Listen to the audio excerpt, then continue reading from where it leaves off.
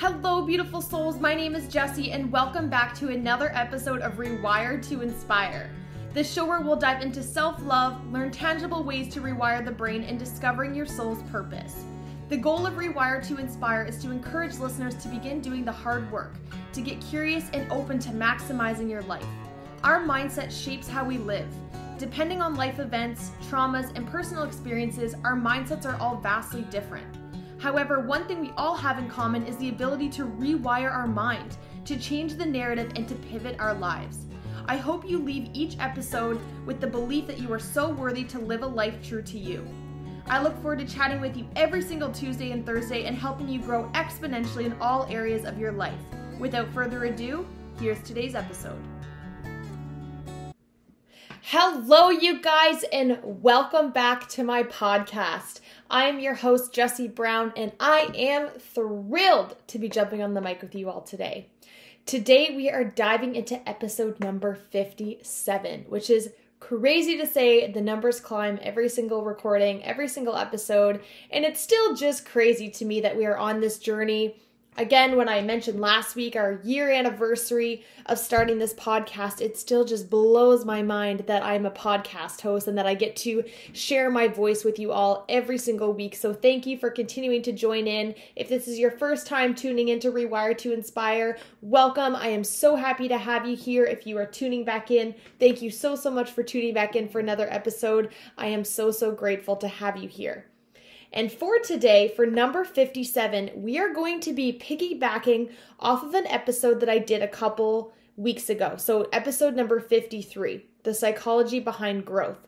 So today's episode is going to piggyback off of that, and we are going to dive into more neuroplasticity, trauma talk, and talk about how neuroplasticity is beneficial / crucial for healing our trauma. And so in episode 53, I explained, what neuroplasticity is and how our brain can and is constantly learning, how it's constantly evolving. And on that episode, I promised that I would jump back on here and get into more of the nitty-gritty of how trauma affects our body, what neuroplasticity is, and how it plays a role in healing ourselves, how it plays a role in trauma. Because when I was explaining neuroplasticity, it was in the aspect of growth and having a fixed mindset. But I want to dive deeper into the psychology of that and explain how neuroplasticity and trauma go hand in hand, because I recognize that this is a topic that, had I not studied social work, had I not taken the time to learn about a lot of this, I wouldn't have had this knowledge. And so with this knowledge, I want to spread new awareness, break some stigma for our world, and just re-educate our population on how trauma affects us, and that we all in some degree, at some way, shape, or form in our life will experience some form of trauma. And so therefore, it's beneficial to know how your body reacts to those things. And so that is my goal for today, to dive into that more deeply. And so I wanted to start off again by just giving a fresh snapshot of what neuroplasticity is, just in case you missed that episode. But if you did, I highly recommend going back and checking it out. It was one of my favorite ones to record, and I hope you guys all enjoy it. But the definition of neuroplasticity is basically the ability of the brain to form and reorganize synaptic connections, especially in response to learning or experience or following an injury. So it's basically how the brain rewires and heals itself through neural networks. So neuroplasticity, taking out all those big complicated words, is basically your brain's way of processing and reorganizing our thoughts. And I'm going to get into some analogies in a little bit and kind of explain neuroplasticity a little bit deeper, but I just wanted to give a little snapshot of what that is so that the rest of this context makes sense. And so the next definition I want to give for you guys is the definition of trauma, because I think lately, and especially in the last couple of years, I don't know what happened there, I've heard the word trauma tossed around very, very loosely and talked about. It's becoming normalized to talk about healing, normalized to evolve ourselves, normalized to talk about childhood experiences. But I think a lot of us don't really understand what the word trauma is or where it comes from. And rightfully so. That's okay, right? We're not really taught about it. So again, that is my purpose here today. And so the definition of trauma is basically any event that overwhelms one's ability to cope. And so typically, trauma was viewed as when veterans would come home from war, they would be diagnosed with PTSD, and that is where the word trauma came from. We thought that it was just war vets and those that went to war that would be affected with trauma, because when they were coming home, they were different. They weren't able to process. Their bodies were responding in certain ways. They were never the same. And so that's when neuroscientists started to begin to look at the brain and look at trauma. But as the years have gone on, we've begun to see that our childhood experiences, our life events, things that overwhelm us are trauma. And as I've explained before, we can have little traumas and big traumas. So little t and big T. And so a little trauma, and it's really hard to say these definitions because I truly believe that any experience that affects a person in their own awareness is relevant. And so to say that somebody has a small trauma is very demoralizing for someone's experience. But basically, a big T trauma would be something that's ongoing repetitively, and a little t could be something that was maybe a short snapshot of your life or a shorter period of time that only happened once or twice, but has still affected you and is still relevant and valid. So a big T would be just that example: going to war, being sexually assaulted, being involved in a domestic violence relationship. And a small t could be something like going through a hard breakup, having somebody leave you in a relationship. It could be financial stress. It could be anything like that that just overwhelms your ability to cope. And so basically, it's an event that is not understood or processed. And the reason that it's not understood or processed is because our bodies do one heck of a job at protecting us, one heck of a job at keeping us safe. You know, if you even just stop right now and look at your body and thank your body for everything that it does, it wakes us up in the morning. It puts us to sleep at night. It keeps our heart racing. It keeps our lungs pumping. It keeps our digestion flowing, right? It does so many things for us. And one of the things that it does do is it's constantly trying to protect us, and it's constantly trying to keep us safe. And a lot of these hardwired things within us come from centuries and centuries ago, when we had to protect ourselves from prey. We had to protect ourselves from environment. We had to protect ourselves from other people or wars or whatever it was. And so our body has remembered these hardwired fundamentals from long, long ago. And that has been wired within us. And so I'm sure you've heard the term before: flight, fight, and freeze. And so next I want to dive into what the fight, flight, and freeze, but I'm also going to throw in fawn response of survival response is. Because I think that in order to understand trauma and neuroplasticity, we really have to get to the deeper root of what it is that goes on in our body when we experience a traumatic event. And so our fight, flight, freeze, and fawn survival response are basically self-protective mechanisms. So basically, they're mechanisms and ways of being that help protect us, to help keep us alive, to help survive us, to protect us. And so basically, what happens is our mind is constantly scanning our environments through our five senses. So something we see, something we smell, something we taste, something we hear, something we touch. Our mind is constantly scanning our environment. So right now, my cat just jumped up on my desk. If you're hearing a little bell in the background, that is her. Typically, you hear little footprints in the background. That is Bailey. So my mind is noticing that. My mind is associating that noise. And had I ever heard a bell before and that was associated with something traumatic, the sound of my cat's bell might overwhelm my system. And so that is an example, and to just highlight what that background noise is going on. But when our mind picks up any of our five senses, it's scanning it, it's processing it. Has this happened before? Has this equaled danger before? And if it has, so let's say, for example, you've been in a car accident before. So you associate a horn, a car crash, the sound of a police, sound of an ambulance, a fire truck, whatever. You associate that with being in danger, with that car accident. And so moving forward in your life, let's say you're sitting at a cafe, life is good, you're enjoying your life, but a siren goes off and drives by you. Your body is going to remember that noise and to remember that that is associated with a time in your life that was potentially dangerous. And so while you're sitting at that cafe, your heart might start to beat faster, your lungs might start to increase, your cortisol is going up, your blood pressure is going up. This is your body's way of getting ready to protect yourself.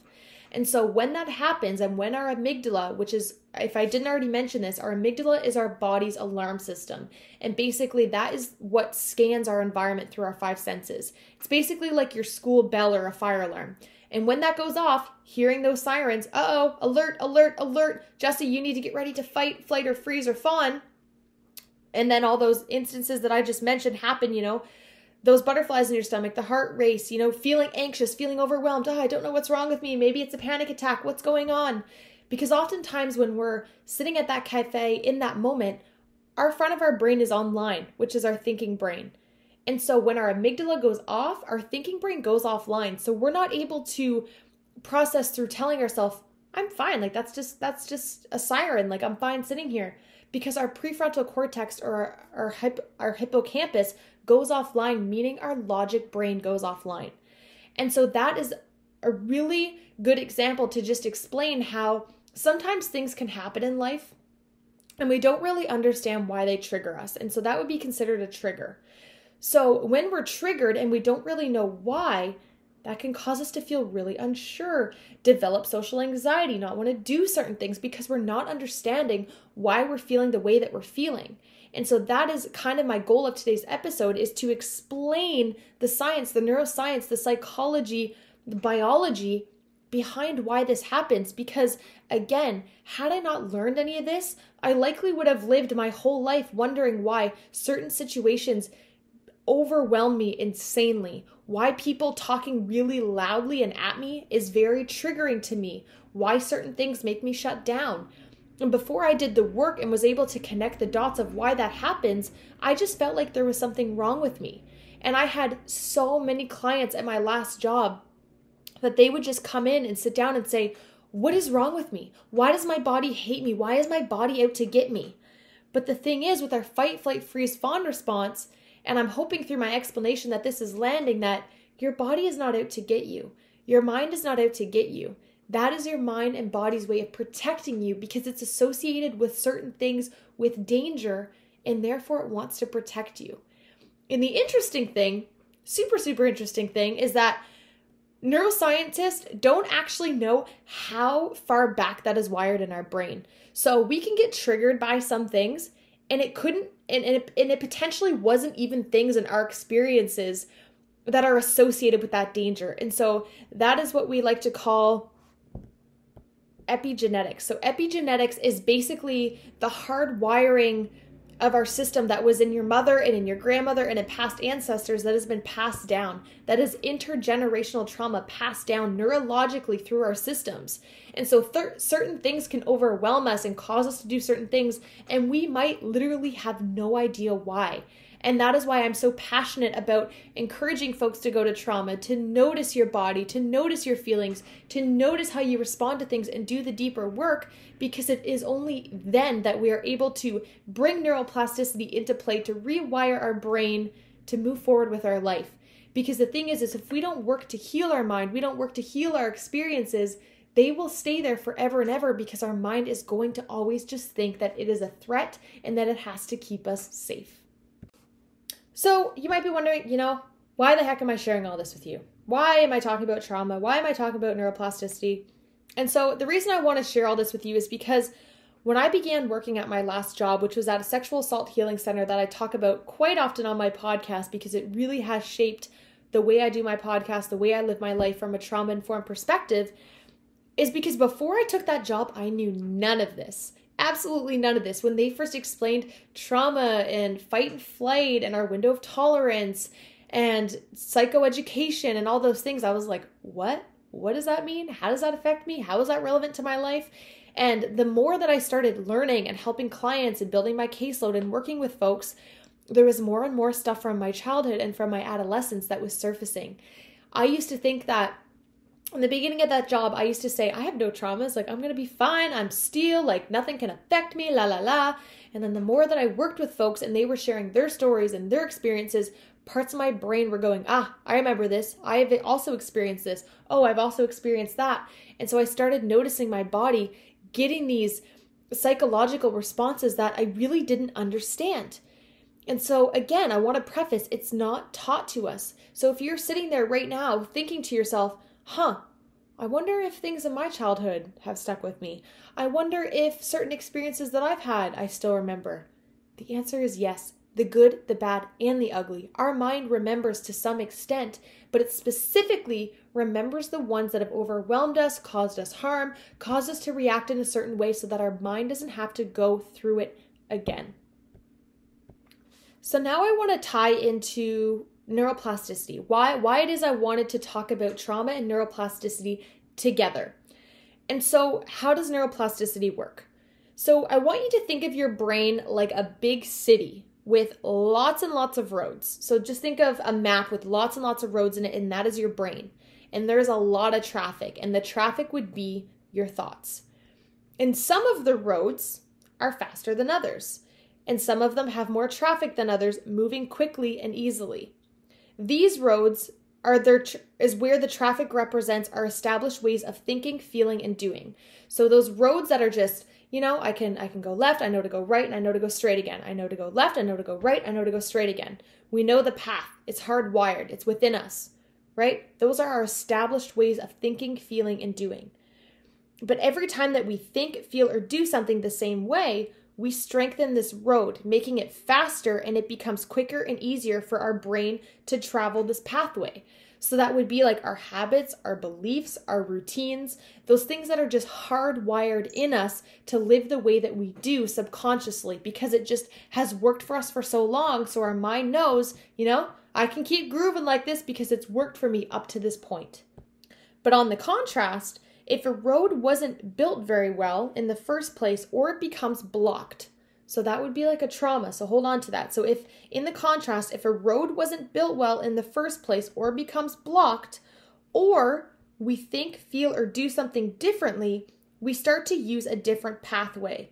If we keep using that new road, our brains begin to use this pathway more and more, and then this new way of thinking, feeling, doing becomes automatic, right? So in that example, I'm going to reframe that. So we have something good going in our life, something we do every single day. Think of something you just do every single day subconsciously. So let's just say it's driving to work. We'll pull in a literal way of explaining this. So you're driving to work, something happens. Maybe you get in a car accident. Okay, time goes on, you heal from that car accident, it's time to drive to work again. Your mind is likely going to want to avoid that road because it's going to associate that road with danger, with that car accident. So it is going to take a literal different path. Maybe instead of going one direction, you take another direction to get there. And when you start to take that new direction, your mind then only thinks of going that direction because the one that you got on the car accident on is now considered to be dangerous. It's considered to be unsafe. So we just avoid that road like the plague. And so then that way of going is now your new and only way of going. So our mind is the exact same. When we do something every single day and it works for us, we will do it over and over again until something trumps that, something overwhelms that and forces us to pivot our thinking. And when we pivot our thinking and there's a block there, our mind has to do something. It has to connect the dots somewhere. And so it will try to fire us in a different direction. And that is really when we can become stuck in our habits, stuck in our ways. Addictions can set in, ways of living can set in, toxic habits can set in, toxic traits can set in, because we've framed a new way of doing something and then we stick to doing that for so long that just becomes our way of living.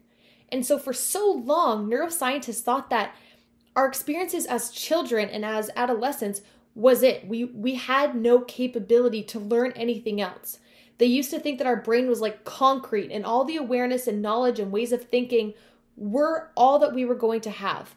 But we're now seeing that is so not true. Neuroplasticity basically means that because we've taken this new route and we avoided that old route, neuroplasticity is basically saying eventually over time in a safe way, we'll be able to take that other road again. Maybe you can only take it for 2 minutes up the road before you become overwhelmed or triggered.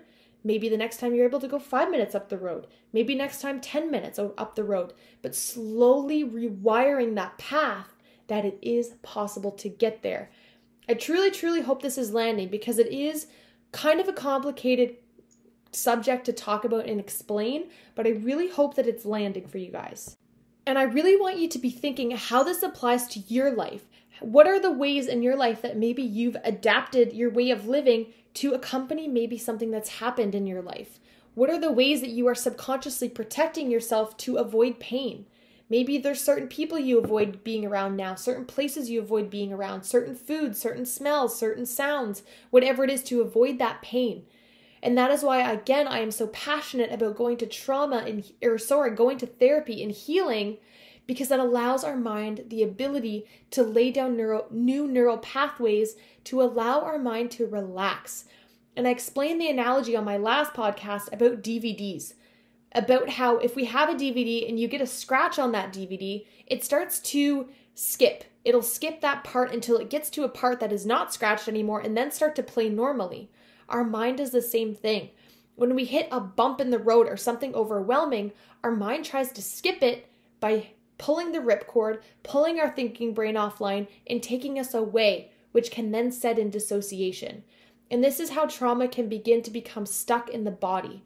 Because when our mind pulls that ripcord, aka pulling our thinking brain offline, causing us to be in a survival state, we can begin to become hardwired in a dissociative state. And this is typically when PTSD and all those severe cases of trauma begin to set in, because the world becomes not a safe place. It becomes too overwhelming to live in our body because anything and everything becomes a threat. And that is when severe levels of PTSD can really start to affect folks. And it is a real and valid thing to feel that way, because our body just feels so overwhelmed by everything in our world, and so it wants to keep us safe, and it does that through pulling that cord. And so again, that is why I want to explain neuroplasticity, to give hope that if you feel certain ways about the world, if you feel like the world isn't a safe place, if you're overwhelmed by certain situations, knowing that over time, in a trauma-informed perspective, slow process, you are able and have the ability to rewire that.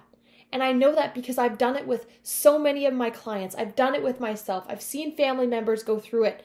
And it's a journey, and it's not something that you can just do overnight. It can take years and years and years to rewire our brain. But my hope is just so that you know that it's possible. Because if you don't even think it's possible, why would you ever put in the work to heal things? Why would you want to open up that can of worms from childhood and relive it again if it's not possible to heal it, right? Why would we put ourselves through something twice if it's not going to have a better outcome? But the thing is especially with childhood experiences and with trauma, without opening that door again and processing it properly, our mind will constantly skip that DVD. It will constantly be unable to process it. And that is why finding a good therapist and a good counselor in a safe way that is trauma-informed is the best approach that we can take to healing, but also being kind and gentle with ourselves throughout that process of knowing that everything that our body is doing and reacting, it is doing in a way that is for you, not against you. So I truly, truly hope that you guys enjoyed today's episode and that it just caused you to have new awareness and just a deeper understanding of how the brain works. Because I think with anything in life, if we have a deeper understanding, we're then able to take action. Because if we don't believe something's possible and we don't have the awareness that something is possible, we're not going to take the steps to make it possible for ourselves. And so I hope that this encourages you to maybe find a therapist local to you. I hope this encourages you that if you've been feeling like you get anxious for no reason, quote unquote, or you feel like your body's out to get you, or you feel like you are dealing with all these things without reasoning, perhaps there's underlying reasons there that you might not even realize are there because they've become so suppressed in your body and trapped in your body. I just want you to know that I believe you, and I want to validate any experiences that you've gone through, because I know that that is such a big misconception and a big gap in our society. Mental health and healing has this toxic stigma associated with it, because I think that with undoing trauma, it can bring up so much hurt and so much pain that we want to avoid doing it. But what if by healing and setting that tone for our follow generations, we're able to, as a collective, heal?